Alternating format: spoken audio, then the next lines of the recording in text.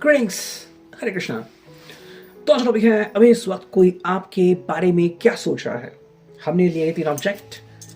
ये है everyday witch tarot, romance angel and ये है न्यू ओरेकल।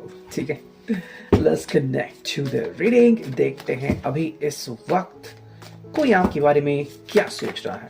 ठीक है, सो ये आज आप कभी भी देख सकते हो रीडिंग जब भी आपका मन करे। एंड लाइकवाइज जो पहला कार्ड हमें यहाँ पे मिला है वो है द डेविल। ठीक है, बाय द वे ये भी हो सकता है कि अगर आप ये रीडिंग किसी और दिन देखें और आपको ये उस वक्त रेजोनेट कर जाए, बिकॉज ये उस वक्त की आपकी फ्रीक्वेंसी हो सकती है। हाँ, लेकिन शायद कार्ड जो है वो कम ज्यादा रेजोनेट हो सकते हैं। ठीक है, जैसे कि आप किसी रास्ते पे जा रहे हैं और सडनली आपको लगता है कि मुझे राइट मुड़ना चाहिए, और वो राइट आपके लिए सही होता है। डजंट मीन हर एक के लिए वही राइट सही होगा। ओके, तो जो पहला कार्ड है वो है द डेविल। एंड अगर हम इसकी बात करें तो जो पहली चीज हम यहाँ पे समझ सकते हैं वो ये है कि इस व्यक्ति के मन में आपके लिए काफी सारी इच्छाएं उत्पन्न हो रही है। ठीक है, अब बेसिकली जो पहली इच्छा आती है वो सेक्सुअल डिजायर्स या फैंटेसीज। ठीक है, seeing you in the bed वगैरह वैसी चीजें हो सकती है। अगर आप वीडियो कॉल करते हो या फिर you are in live in relationship तो ये बहुत ही कॉमन है आपके लिए। ठीक है, मे बी ये पर्सन जो है वो आपको बोलना चाहता है कि वो आपको फिजिकली बहुत ज्यादा मिस कर रहा है। हालांकि ये उसके लिए भी अप्लाई होता है अगर आप यू नो किस हग्स एंड किसेस वगैरह उसमें भी इन्वॉल्व हो, तो ये पर्सन उस मोमेंट को बार बार याद कर रहा है। अब यहाँ पे बात ये आती है कि ये पर्सन आपके साथ फिजिकल रिलेशनशिप में खुश है या आपके साथ जो इमोशनल बॉन्डिंग हुआ है वो उसमें खुश है। बिकॉज डेविल यानी कि कैप्रिकॉर्न का साइन, इसका जो मतलब होता है वो है डिजायर। एंड हर व्यक्ति के मन में कौन सा डिजायर आ जाए ये हम नहीं कह सकते, है ना। जैसे कि आज आपको लगा कि the desire is for the sexual pleasure, कल आपको लग सकता है कि मैं रो रहा हूं या मैं रो रही हूं और उसने मुझे सपोर्ट करना चाहिए। तो डिजायर बदलते रहते हैं। अभी आपके लिए कौन सा डिजायर मैटर करता है या फिर उनका डिजायर क्या हो सकता है, आप खुद सोच सकते हो। नेक्स्ट कार्ड मिला है वो है द स्टार, यानी कि एक्वेरियस का साइन, कुंभ राशि। ये व्यक्ति बहुत सारी होप्स रखे हुए हैं आपसे एंड मे बी यहाँ पे हमें चेंजेस बहुत दिखते हैं। अगर हाल ही में आपने बहुत सारी शॉपिंग की हो या फिर आपके साथ कहीं पे शॉपिंग पे जाना चाहते हैं, जो भी उनके हिसाब से आप पे जचेगा वो चीज़ें आपको दिलाना चाहते हैं। ठीक है, उसमें भी कोई एक्सेसरी हो सकती है, लाइक अगर आपकी पर्स हो गई या फिर आपका वॉलेट हो गया या फिर आपकी घड़ी हो गई वगैरह वगैरह। ठीक है, even for someone beginning side depends on that. But यहाँ पे काफ़ी इंपॉर्टेंट है कि ये व्यक्ति ऐसी अभिलाषा कर रहा है एंड उसको यकीन है कि आप उसको सपोर्ट करते हैं या फिर आपकी भी यही इच्छा है। ठीक है, तो ये दोनों बातें यहाँ पे आती हैं। थर्ड जो कार्ड है वो है 2 of cups, cancer, Scorpio, Pisces. I think इस व्यक्ति के मन में फिलहाल सिर्फ और सिर्फ आपके लिए जगह है और किसी के लिए नहीं है। हाँ, यहाँ पे थोड़ा बहुत अनकंफर्टेबल आप फील कर सकते हो अगर बाय चांस आपको लगता है कि नहीं, ये पर्सन शायद थर्ड पर्सन में इन्वॉल्व है एंड इस फोटो में मेरी जगह कोई और है।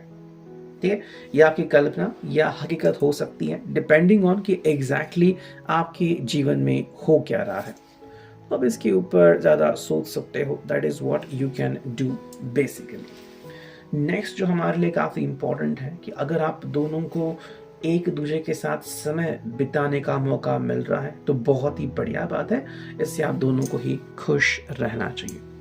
नेक्स्ट जो कार्ड हमें मिला है वो है 2 ऑफ सोर्ड्स, यानी कि जेमिनी, लिब्रा, एक्वेरियस।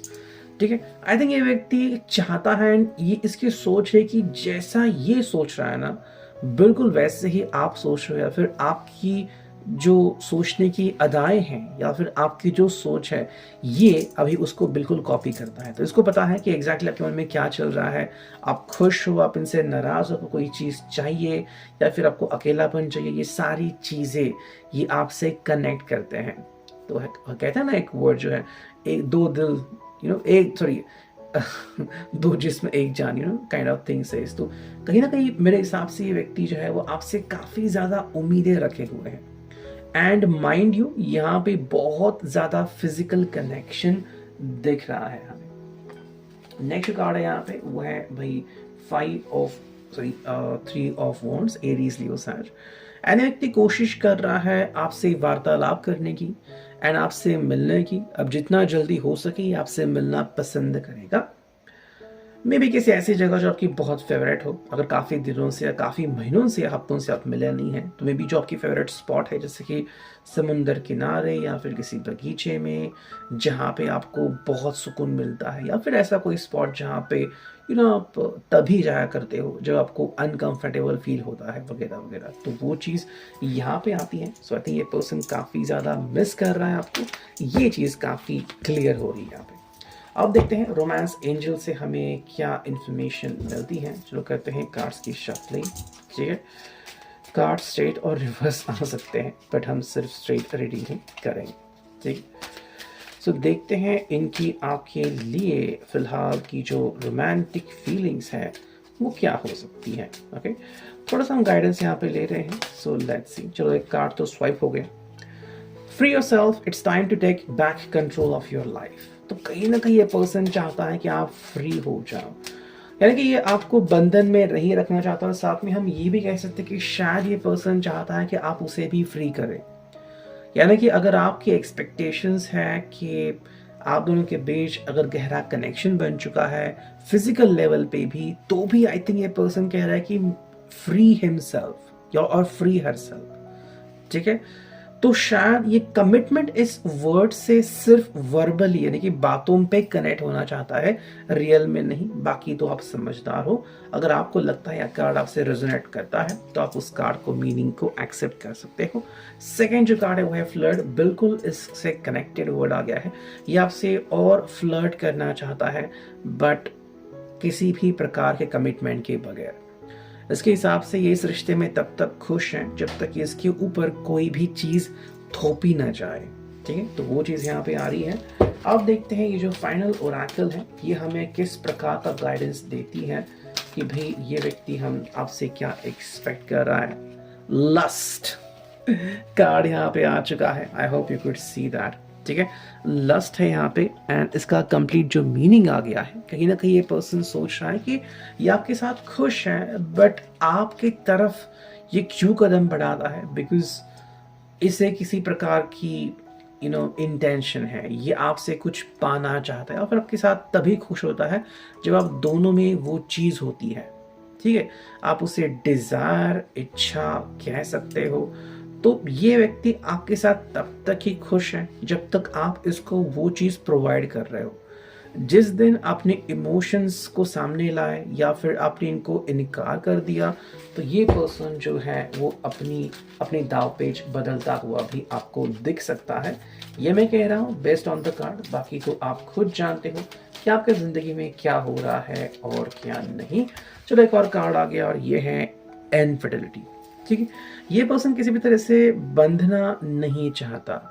इनफैक्ट आप इस पर्सन को किसी भी प्रकार से रोक नहीं सकते, ये इस पर्सन का कहना है।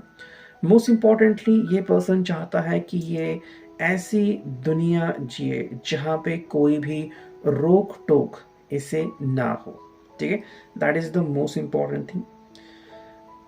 इस कार्ड का बेसिकली मतलब आता है the act of not being faithful to your wife और husband by having a sexual relationship with somebody else. जैसे मैंने कहा ये फ्री होना चाहता है, तो आप इसे अगर कमिटमेंट का कोई इशू नहीं रखते, ये बहुत ही इजीली आपके साथ कमिटमेंट विदाउट कमिटमेंट के साथ टाइम स्पेंड करना पसंद करेगा। तो इसको कोई फर्क नहीं पड़ता आप ऑलरेडी इन रिलेशनशिप हो या नहीं हो। May be it is a time pass thing for him और हर। ये था आज का reading. I hope it will resonate.